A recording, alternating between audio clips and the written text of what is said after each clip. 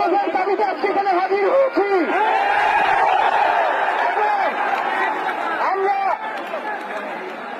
জীবনের নিরাপত্তা, বাংলাদেশের মানুষের জীবনের নিরাপত্তা, সমাজের ন্যায় বিচার প্রতিষ্ঠার জন্য আমরা এক দফার সিদ্ধান্তে উপনীত হয়েছি।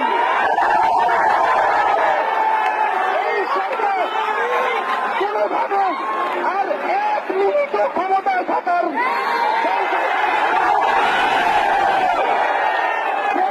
বলেছে গণভবনের দরজা খোলা আছে।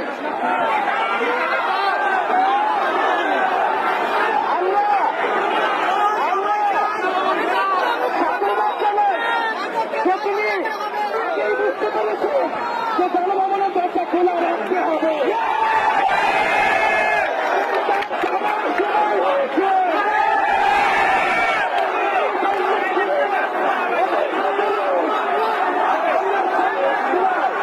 আমরা আপনাদের উৎখাত করার জন্য আসবো।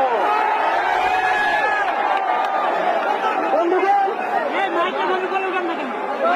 আমরা খুবই স্পষ্ট কথা, শুধু শেখ হাসিনাকে পদত্যাগ করলেই হবে না।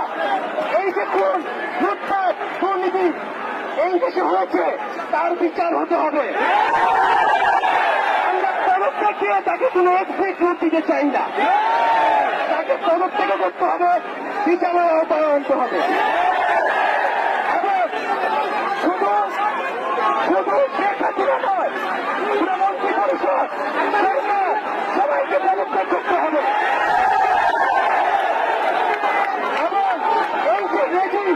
এই যে জাতীয়তাবাদী শাসন ব্যবস্থা, এইটাকে বিরোধ করতে হবে।